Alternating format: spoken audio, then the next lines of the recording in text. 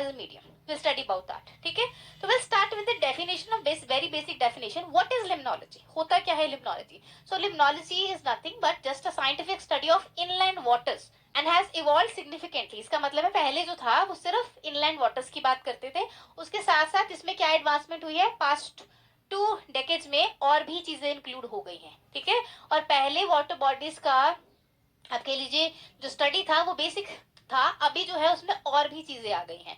अब अगर हम टर्म की बात करें तो ये specifically term the limnology, this term was coined by this person. ठीक है, तो नाम क्या है? फ्रैंकोइस अल्फोंसे फॉरेल. ओके, तो इन्होंने ये टर्म को कॉइन किया था लेट 19th सेंचुरी में. मतलब ये जो स्टडी है उस टाइम से होने शुरू हो गई थी कि एक स्पेसिफिक सेक्शन आप एनवायरमेंट में स्टडी कर सकते हो, that is the inland waters, right. और इनकी स्टडी पे इन्होंने कर क्या रहे थे, बेसिकली ये लेक जो जेनेवा है उस पर काम कर रहे थे. तो वहां पे उनको समझ आया कि वाटर एज अ बॉडी, ठीक है, वाटर का, इनलैंड वाटर्स का आपस में कनेक्शन आप कह लीजिए, उस पे effect of light, effect of temperature and the biota, ये आपस में किस तरह से रिलेटेड है, अलग से एक स्टडी जो है वो करनी चाहिए. तो उन्होंने लिम्नोलॉजी जो है उसको नाम दे दिया. ठीक है, and what he did, he systematically analyse the physical, chemical and biological processes in the inland water, especially in the lake he was working. Eventually ये सब पढ़ने के बाद when you understand the inland water bodies, आप आते हो कि उसमें जो pollution है वो क्या कर रहा है. तो फिजिकल और केमिकल और बायोटिक तीन ही तो चीजें हैं कि फिजिकल एस्पेक्ट कैसे चेंज होता है एंड द केमिकल एस्पेक्ट कैसे चेंज होता है एंड फाइनली बायोटा पे क्या इफेक्ट पड़ता है. इसी चीज को उन्होंने स्टडी किया था लेक जिनेवा में. ठीक है, तो बायोलॉजिकल प्रोसेसेस जो हैं इस लेक में किस तरह से ऑनसेट उनका हो रहा है, क्या फर्क पड़ रहा है, and he set the foundation for the modern limnology. तो शुरू इन्होंने किया इनके काम से रिलेटेड, फिर आगे क्योंकि इन्होंने तो एक ही लेक पे काम किया ना, बाकी भी तो इनलैंड वाटर्स थे, तो उन पे काम जो है सक्सेस आप कह लीजिए ये इनके बाद वो सक्सेसिंग काम जो है स्टार्ट हो गया. ठीक है, now over time what happened, the field has expanded to include, पहले इन्होंने जब काम किया इन्होंने सिर्फ लेक्स पे काम किया, लेकिन देन क्योंकि आप इनलैंड वाटर्स की बात करो तो they the field now includes river also. कि ऐसा नहीं कि आप स्टैटिक वाटर बॉडी की बात करोगे, रिवर की भी करोगे, रिजर्वायर्स की बात करोगे जो आर्टिफिशियल है उनकी, या कोई नेचुरल रिजर्वायर है उनकी बात करोगे, वेटलैंड्स की जहां भी वाटर प्रेजेंट है आप उसकी बात करोगे, वेटलैंड्स की बात करोगे, and even human Altered aquatic systems की बात भी करोगे. ठीक है, तो इसका मतलब है जितना भी वाटर बेसिस है हम उसको स्टडी कर रहे हैं इन वाटर्स को. और इन लैंड भी बोल रही हूं मैं, ये भी ध्यान रखिएगा, वाटर सिस्टम में किस तरह से चेंजेस आते हैं उसको स्टडी करने वाले हैं लिम्नोलॉजी के अंदर. आई होप कि ये लिम्नोलॉजी का कॉन्सेप्ट और थोड़ा सा आपका क्लियर हुआ होगा. देखो शुरू में इतनी तो एडवांसमेंट नहीं ना थी साइंस में, तो जो अवेलेबल था उसी से काम चल रहा था. लेकिन बाद में जैसे जैसे एडवांसमेंट होती गई तो आपके पास एनालिटिकल टूल्स आए, ठीक है, एक्सपेरिमेंटल टूल्स आए कि अगर आप सेडिमेंट बेसिस पे चेक करना चाहते हो या फिर शैलो वाटर बॉडी में चेक करना चाहते हो, अगर आप फ्रेश वाटर को छोड़ दे अब दूसरे वाटर बॉडीज में चेक करना चाहते हो, वो टूल्स अवेलेबल जैसे हुए तो एस्पेक्ट और बड़ा होता गया. ठीक है, उसके बाद फिर एक आपका आप कह लीजिए फंडामेंटल वर्क आया जो इन दोनों ने किया, the work of August Thienemann and the Einar Naumann. ये दो साइंटिस्ट हैं, इकोलॉजिस्ट हैं बेसिकली, जिन्होंने काम किया इन अर्ली 1900s. ठीक है, and they introduce the trophic classification. First thing, trophic classification एक लेक की स्ट्रेटिफिकेशन में बहुत इंपॉर्टेंट रोल प्ले करती है. लेक की वाटर क्वालिटी कैसी है, किसी भी वाटर बॉडी की वाटर क्वालिटी कैसी है, वो ट्रॉफिक सिस्टम से आप बता सकते हैं. ठीक है, इन्होंने डिस्टिंग्विश किया, there is one thing called oligotrophic जिसमें न्यूट्रिएंट कम है, और एक चीज है यूट्रॉफिक जो है nutrient rich. This is the basis. ठीक है, यूट्रोफिकेशन को स्टडी करते करते ही बेसिकली ये शुरू कहां से हुए थे, फ्रेश वाटर इकोसिस्टम स्टडी कर रहे हैं, और उसमें जैसे जैसे उन्होंने चेंजेस को देखा ओवर द टाइम या किसी पोल्यूटेड एरिया के पास, तो उनको समझ आया कि water bodies according to the type of the new type नहीं आप कह सकते हैं amount of the nutrient present in it can be classified further. एक ओलिगोट्रॉफिक लेक होती है, एक यूट्रॉफिक होती है. यूट्रॉफिक जो लेक है वो बेसिकली उसमें न्यूट्रिएंट बहुत ज्यादा रहेगा, और न्यूट्रिएंट पुअर लेक कौन सी होने वाली है, ओलिगोट्रॉफिक. ठीक है, फिर क्या हुआ, the 20th century also saw advancement in ecosystem modeling and remote sensing technique. Lake के वाटर की कंडीशन कैसी है, कौन से माइक्रो ऑर्गेनिज्म इसमें प्रेजेंट है, पैथोजन है कि नहीं है, ये सब सेंस करना. तो जब टेक्निक एडवांस हुई तो क्या हुआ, ये जो आप कह लीजिए सेंसिंग टेक्निक्स है ये भी डेवलप हुई, और इन्होंने फिर आगे जो आप इनलैंड वाटर को स्टडी कर रहे हो, लिम्नोलॉजी को स्टडी कर रहे हो, उसका स्कोप और ज्यादा ब्रॉड कर दिया. ठीक है, एक और चीज का ध्यान रखिए, जैसे मैं एक टर्म यूज कर रही हूँ बार बार, इनलैंड वाटर बॉडीज. अब इनलैंड टर्म टर्म यूज क्यों कर रही हूँ, क्योंकि आपको इसके अलावा भी पता है, जैसे कि सी, ठीक है, वो ओपन सरफेस है, वो नहीं। लैंड पे मतलब जो आपके लैंड एरिया है उसके अंदर जो वाटर बॉडीज हैं, जैसे जहां पे भी ज्योग्राफिकली क्या है, लैंड है, वहां पे बीच बीच में जो जो वाटर बॉडीज हैं उनको हम कंसीडर करें। तभी मैंने रिवर भी बोला, मैंने लेक भी बोला, पर मैंने सी नहीं बोला। सी नहीं ले सकते आप, वो ओपन सरफेस है, वो आपका इनलैंड वाटर बॉडी नहीं है, ठीक है, वो ध्यान रखना। नाउ सेकेंड एस्पेक्ट कि if you talk about the scope of the limnology, limnology के स्कोप की बात कर लेते हैं अब यहाँ पे हम थोड़ा सा। So we talk about the scope. Scope का क्या मतलब है कि इसमें जो आप स्टडी कर रहे हो वो कितना ब्रॉड कर सकते हो। तो लिम्नोलॉजी जो है इसमें बहुत सारे एस्पेक्ट्स हैं। क्या क्या स्टडी कर सकते हैं? Aspects of the fresh water ecosystem, जिसमें आप क्या देखोगे, सबसे पहले उसका physical aspect, then you will talk about the chemical and lastly the biological. यही तो सारा कॉन्सेप्ट है कि आपने एक वाटर बॉडी को स्टडी किया है तो उसका physical quality, chemical quality and lastly the biological, the biota, वो आप चेक करोगे। तो इस फील्ड में द फील्ड इंटीग्रेट्स क्या क्या, देखो क्या क्या जुड़ता है। लिम्नोलॉजी को एक चीज की स्टडी, ऐसा भी नहीं आप बोल सकते कि वाटर की स्टडी है, नो, क्योंकि वाटर की स्टडी तो हाइड्रोलॉजी हो गया। अगर आप कहो कि केमिकल बेस्ड कुछ चीज देख रहे हैं तो वो आपका जियोकेमिस्ट्री हो गया। अगर आप बायोलॉजिकल स्टडी कर रहे हो, आप माइक्रोबायोलॉजी भी कह सकते हो, क्योंकि वाटर में आप छोटे छोटे ऑर्गेनिज्म की भी तो स्टडी कर रहे हो, और साथ साथ में इकोलॉजी, क्योंकि आप इकोसिस्टम स्टडी कर रहे हो। लेकिन इन सभी चीजों को इकट्ठा स्टडी करोगे तो that means limnology will integrate hydrology, geochemistry, microbiology and the ecology of that particular natural system, जो भी आप स्टडी कर रहे हो, ठीक है। और यह चीज ध्यान पे रखिएगा, ये जो एक्वाटिक एनवायरनमेंट है उसके कंटेक्स्ट में ही आप लिम्नोलॉजी की बात करते हो, क्योंकि आप वाटर को इंक्लूड कर रहे हो। यहाँ पे अब एक और चीज का ध्यान रखिएगा कि ये जो एक्वाटिक सिस्टम, इसको हम समझने की कोशिश कर रहे हैं, व्हाई देयर इज नीड, क्योंकि ये ओवर द टाइम चेंज होगा, लेकिन वो चेंज किस वजह से है वो हमें पता करना है। That is why we are studying it. एक तो नेचुरल चेंज है और एक है एंथ्रोपोजेनिक। एंथ्रोपोजेनिक मतलब ह्यूमन, ह्यूमन कॉस्ट, हमने किया कुछ जिसकी वजह से वो चेंज हो रहा है। अब इसीलिए तो हम इसको पढ़ रहे हैं, क्योंकि लेक्स या कोई भी inland water bodies over the time जो है, आप कह लीजिए उसमें जो कंटेंट है, उसमें जो वाटर की कैपेसिटी है वो बढ़ रही है कि कम हो रही है, वो क्या है, कैसे स्टडी करेंगे, क्योंकि वही तो हमारा ड्रिंकेबल वाटर भी तो वही है ना, वहीं से तो आएगा। तो इसीलिए हम क्या करते हैं, इसमें मल्टीपल चीजें स्टडी करते हैं। तो अगर हम स्कोप की बात करें तो फिजिकल है, केमिकल है, बायोलॉजिकल है, तो इसी एस्पेक्ट पे हमने की एरियाज भी जो है डेफिनाइट कर दिए, इसके डिफरेंशिएट कर दिए। पहला एरिया क्या है, फिजिकल लिम्नोलॉजी, फिजिकल चीज की स्टडी कर रहे हो। फिर है केमिकल, और लास्ट आपका है इसमें से बायोलॉजिकल, ठीक है। एक और हमने इंक्लूड किया, that is the applied one. एक एक करके इनको देखते हैं, व्हाट आर द स्कोप्स। तो अगर आप बात करेंगे the first one, this one, the physical limnology, इसमें क्या होगा, तो you will examine water movement.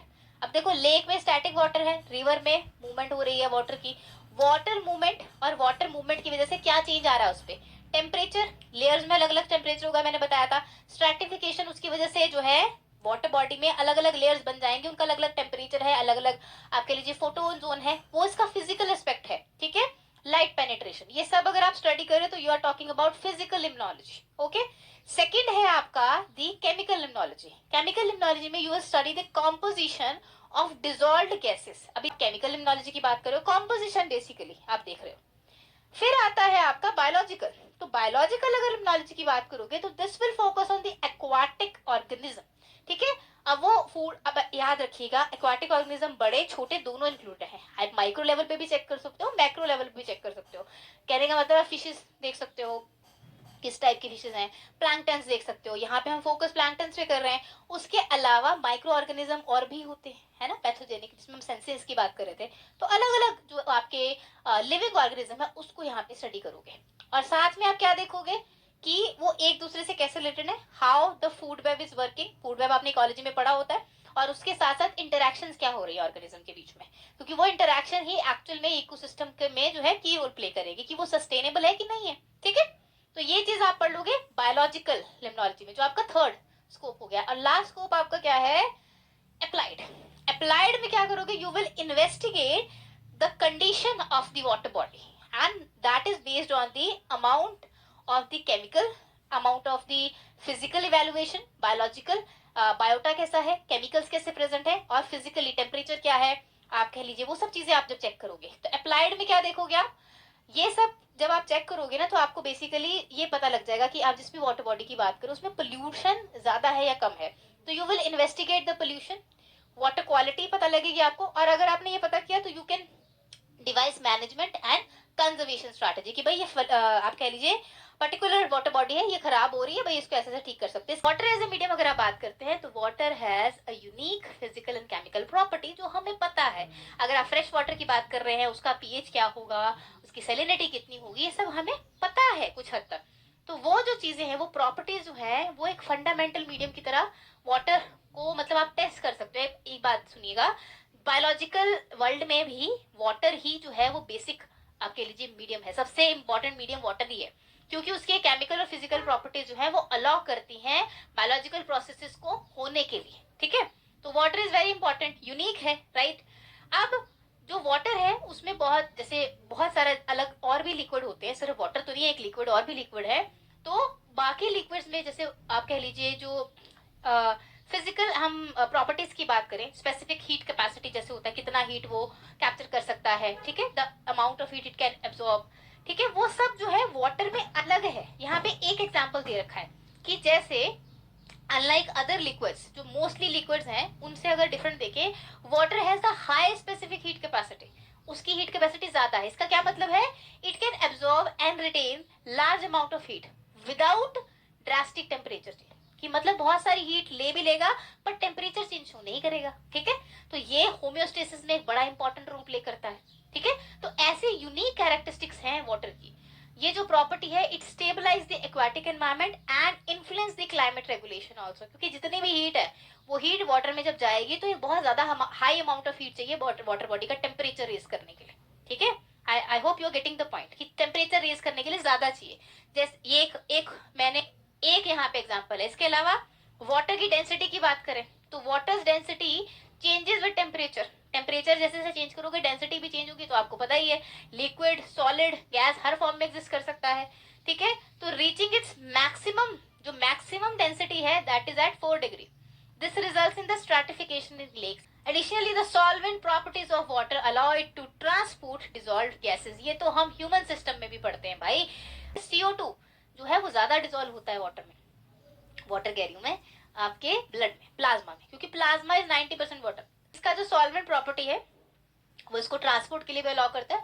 हम एक बेसिक एग्जांपल लेते हैं, ह्यूमन बॉडी में जब हम गैसेस के ट्रांसपोर्ट पढ़ते हैं ट्रांसपोर्ट सिस्टम में, तो आप देखेंगे ऑक्सीजन और कार्बन डाइऑक्साइड का ट्रांसपोर्ट अलग अलग तरह से होता है।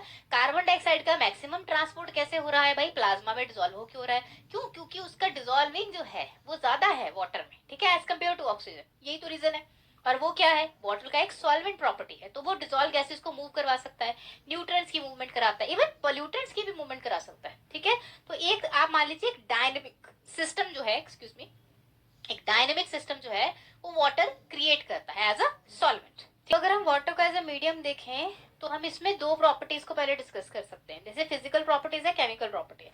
फिजिकल प्रॉपर्टी में अभी मैंने आपको बताया कि हम टेम्परेचर की बात कर सकते हैं। ठीक है, वी कैन टॉक अबाउट किस वजह से स्ट्रेटिफिकेशन होगी। हम डेंसिटी की बात कर सकते हैं जो मैंने अभी आपको बताया। मैंने सॉल्वेंट जो नेचर है उसकी भी बात करी है। उसके अलावा आप देख सकते हो कि वाटर में लाइट कितनी पेनिट्रेट कर रही है, लाइट पेनिट्रेशन। और उसके साथ साथ जैसे अगर आप रिवर या स्ट्रीम की बात करिए तो उसमें जो फ्लो डायनेमिक्स है वो भी देख सकते हैं कि किस तरह से फ्लो हो रहा है भाई, है ना। और वो फ्लो से क्या फर्क पड़ रहा है, क्योंकि इस वाटर बॉडी में क्या है, बायोटिक ऑर्गेनिज्म है, तो उनकी इंटरेक्शन पे फर्क पड़ेगा फ्लो से, वो देख सकते हैं। अगर आप केमिकल प्रॉपर्टीज की बात करें पहला आएगा डिजोल्व ऑक्सीजन। उसके अलावा वाटर बॉडी का पीएच क्या है, एल्कलिनिटी क्या है, वो भी बहुत इंपॉर्टेंट है, पीएच एंड एल्कलिनिटी। और ये किस पे डिपेंड करता है, कितनी उसमें CO2 है उस पर भी डिपेंड करता है। ठीक है, अगर किसी को पता है कि CO2 जिस मीडियम में ज्यादा होती है वहां पे क्या होता है, एसिडिक होता है कि बेसिक एनवायरनमेंट होता है, पता है तो बताओ, ठीक है, लिख के नीचे। अब इसके अलावा न्यूट्रिएंट साइक्लिंग जो है वो भी केमिकल प्रॉपर्टीज में ही पढ़ोगे। ठीक है, न्यूट्रिएंट किस तरह से जा रहे हैं, न्यूट्रिएंट ज्यादा है कम है, कहाँ से आ रहे हैं, तो ये जो है वो केमिकल प्रॉपर्टीज को डिफाइन करेगा। न्यूट्रिएंट साइक्लिंग की अगर बात करो तो नाइट्रोजन, फास्फोरस, कार्बन, ये सब क्या है, ये बेसिकली कहाँ से प्रोड्यूस हो रहे हैं।